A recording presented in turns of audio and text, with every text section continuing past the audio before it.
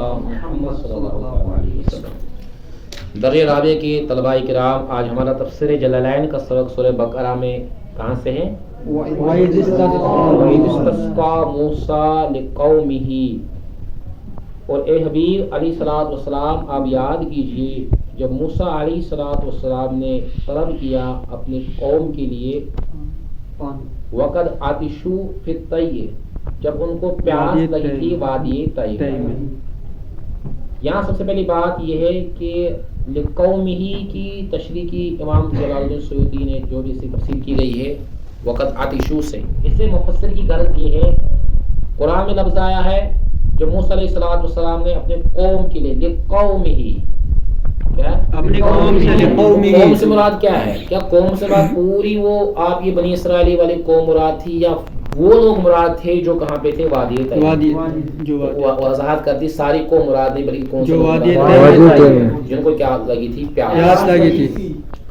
اب ایک ایک لفظ کو دیکھیے، فقلنا، ہم نے کہا، یعنی اللہ عز و جل نے فرمایا اے موسیٰ اضرب، آپ ماریے بعصاک الحجر، اپنے عصا مبارک کو آپ کس پہ ماری؟ پتھر پر ماری۔ عصا پتھر پہ مارنے کی دیر تھی، قرآن فرماتا ہے فن فاجرت، اس سے نکلے، آگے کیا فرمایا؟ منہ، اس پتھر سے اسنتا عشرتا عینن، اسے 12 چشمے پھوٹے۔ یہاں پہ پیارے اسلام بھائیو ایک چیز یاد رہے، امام شیخ عبدالحق محدث دہلوی صاحب نے مدارج النبوت میں باب پنجم میں اس کی بحث کی ہے۔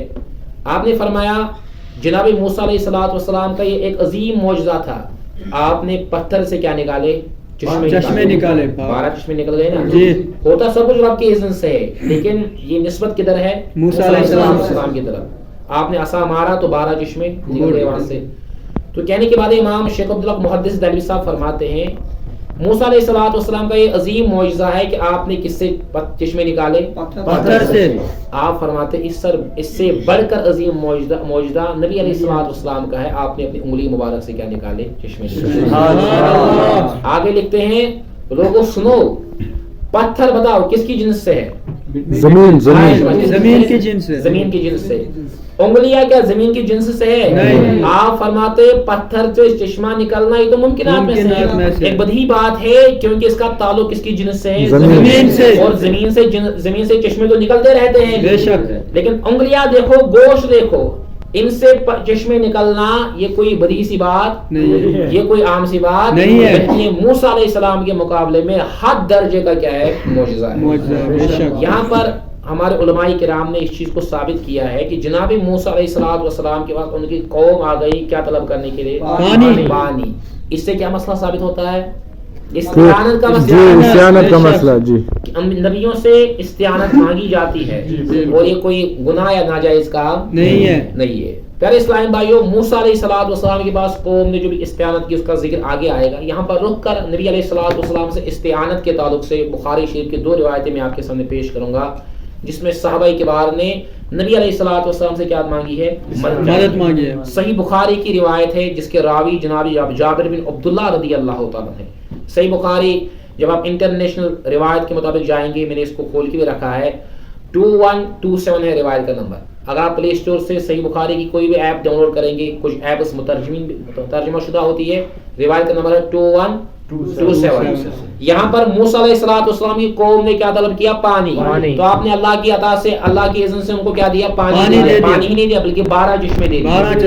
آپ نبی علیہ السلام کے صحابہ کرام نے کس قسم کی استعانت مانگی؟ لوگ کہتے ہیں کہ قرآن میں آیا ہے ایاک نعبد و ایاک نستعین، مدد فقط کس سے؟ اللہ سے۔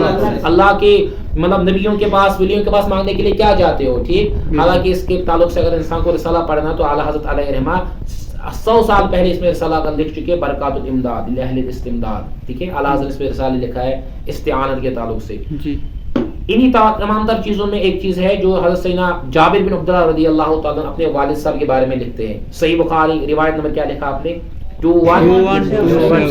2127 میں روایت مذکور ہے، کتاب البیوع کے اندر ہے، کتاب البیوع کے اندر۔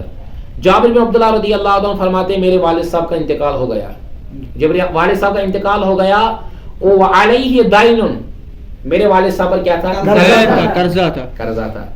آپ فرماتے آگے جو الفاظ ہے حدیث کے، اب قرآن کی آیت ذہن میں رکھو، ایاک نعبد و ایاک نستعین، اور صحابی کا اعتقاد دیکھو، کس کا؟ صحابی کہتا ہے استعانت فقط کس سے؟ اللہ سے، نبی کے پاس استعانت کرنے کے لیے کیا جاتے ہو؟ اب صحابی کا اعتقاد دیکھو، جس صحابی کے سامنے کیا نازل ہوا ہے؟ قرآن نازل ہوا نا.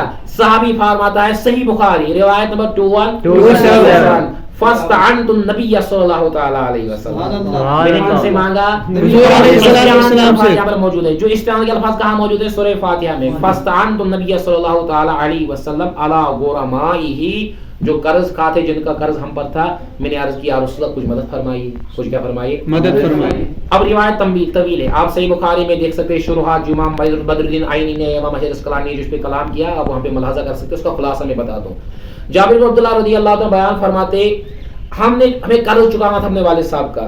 اب ایسا لگ رہا تھا کہ ہم قرض پورا اتار نہیں پائیں گے، جو فصل اترے گی ہماری کھجور وغیرہ کی، تو اگر ہم ان کو دے بھی دیتے یہ سارے کے سارے کھجور تب بھی قرض پورا نہیں اترتا. لیکن اب جو پریشان ہو گئے تو حل کرنے کے لیے کن کی بارگاہ میں آئے؟ حضور علیہ السلام. تو سرکار نے فرمایا آپ کھجوروں کو ایک جمع کر کے رکھو، پھلوں کو کیا کر کے رکھو؟ جمع کرو. فرمایا سرکار میں نے پھلوں کو جمع کر کے رکھا. حضرت سیدنا جابر بن عبداللہ رضی اللہ عنہ خود فرماتے ہیں قرضہ مجھے پتا تھا نا قرضہ کتنا ہے، فرمایا پھلوں پر بھی نظر تھی، اتنے ریٹ اتنا پیسہ بھی نہیں آتا جس سے ہم پورا قرضہ اتار سکے، اور سال بھر کے اخراجات باقی اپنی جگہ گھریلو زندگی کیسے گزارے.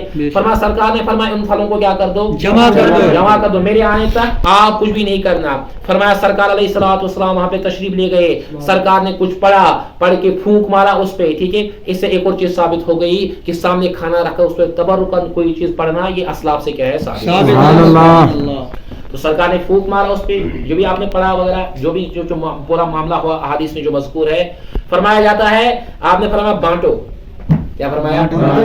فرمایا میں نے تمام تر قرض خواہوں کو ان کے کھجور دے دیے ان کے حصے کے مطابق. فرماتے قسم خدا کی جتنے کھجور رکھے ہوئے تھے ان کھجور میں کچھ کھجور کم بھی نہیں ہو پائے.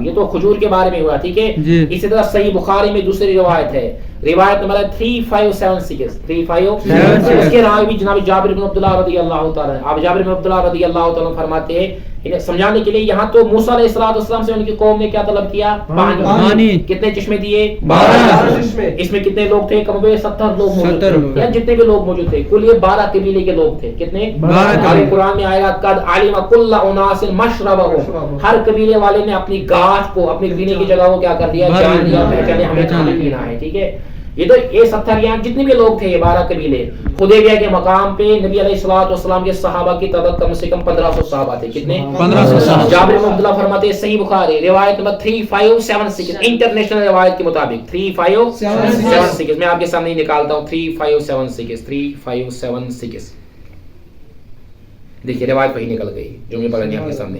اسی میں پڑھتا ہوں.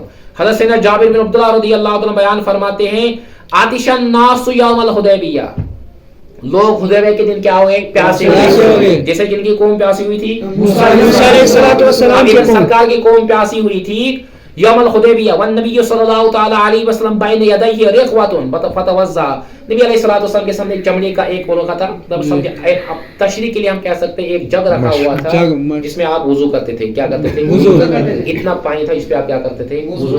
اب وہ پانی کتنا تھا کیا تھا اگر انسان پھر جائے اعلیٰ حضرت علیہ رحمۃ اللہ جس پر تحقیقات پیش کی تھی سرکار کتنے پانی سے وضو کرتے تھے. بعض احادیث میں کم پانی کا بھی ذکر ہے تو اعلیٰ حضرت نے بحث کی ہے سرکار علیہ الصلوۃ والسلام اتنے کم پانی سے وضو فرماتے تھے، غسل فرماتے تھے، کیا یہ موجودہ تھا یا کیا بھی واٹ ایور تھا. اس کے حکامات فتاوی رضویہ میں شروع کے جلدوں میں آپ کے ملیں گی. بہرحال حدیث کے الفاظ ہیں فجاہش الناس نحوہ، لوگ سارے بڑھ گئے سرکار کی طرف. 1500 صحابہ. کتنے؟ 1500 صحابہ.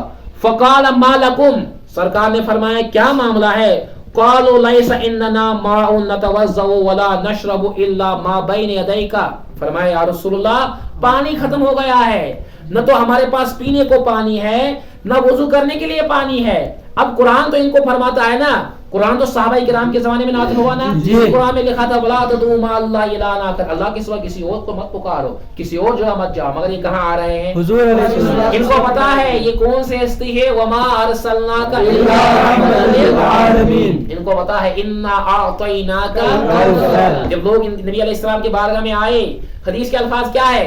सरकार ने ये नहीं फरमाया सहाबा ये क्या कर रहे हो तुम, कुरान तो फरमा रहा है इय्याका नअबुदु व इय्याका नस्तईन। सरकार ने फरमाया, सरकार ने अपना दस्ते मुबारक उठाया और पानी की जग में डाल दिया।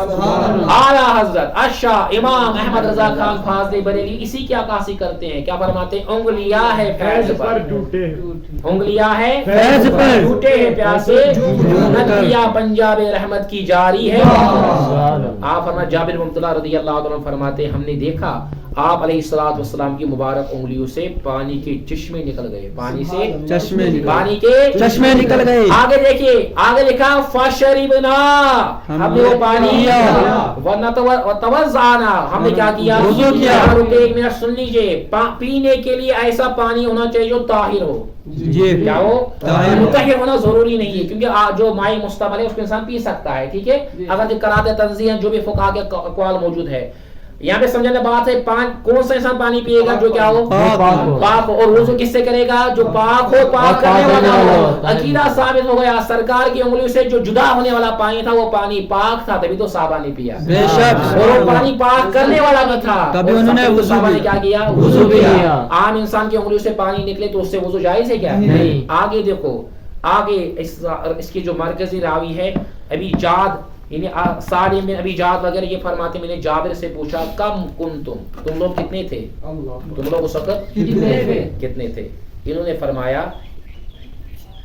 अब कितने लोग थे, 1500। जवाब सादा सादा क्या था, 1500।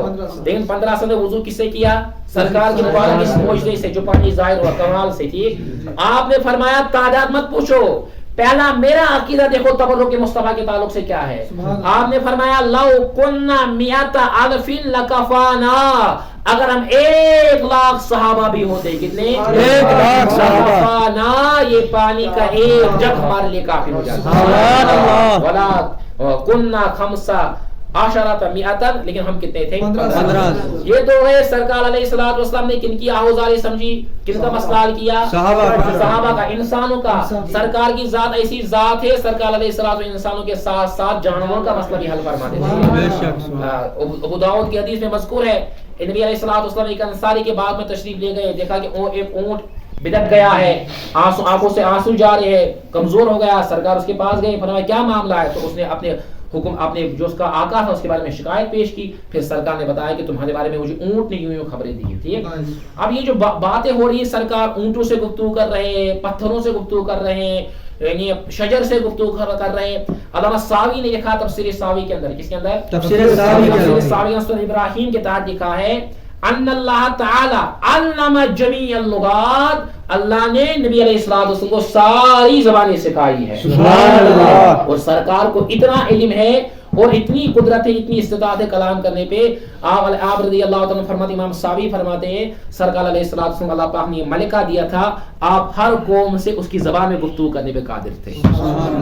हमारे सामने क्या है, कुरान और हदीस में मज़कूर, सरकार ने फकत किसमें गुफ्तगू की है, अरबी में। इमाम खफाजी ने नसीम रियाज में लिखा है, एक काफिला आया था, अजमी काफिला, क्या आया था, अजमी काफिला, सरकार की बारगाह में। उन्होंने फरमाया था, वो अल्फाज मुझे पूरे याद नहीं है, मन अबून असीरीन वगैरह, यानी तुम में अल्लाह का रसूल कौन है, तुम में अल्लाह का रसूल, अजमी अल्फाज। साहबा तो नहीं समझ पाए ये क्या कह रहे हैं। नबी अलैहिस्सलातु वस्सलाम ने फरमाया था गालिबन अशकोदार, इस तरह अल्फाज कुछ कहे थे, कहा करीब आ जाओ। सरकार ने उनको अजमी जबान में नेकी की दावत दी और सारे की सारे इस्लाम में दाखिल हुए। गोया कि नबी अलैहिस्सलातु वस्सलाम से इस्तिआनत तलब करना, आपने सुना सही बुखारी में क्या लफ्ज आया, फस्तअन, हमने नबी अलैहिस्सलातु वस्सलाम से क्या की, इस्तिआनत की। यही इस्तिआनत का सबूत किससे मिलता है, मूसा अलैहिस्सलाम की कौम से। उन्होंने क्या तलब किया, मूसा अलैहिस्सलाम से पानी तलब किया। लिहाजा इस्तिआनत तलब करना, इसके बेशुमार दलाइल है। अल्लाह पाक हमें कहने सुनने से ज्यादा अमल करने की तौफीक अता फरमाए।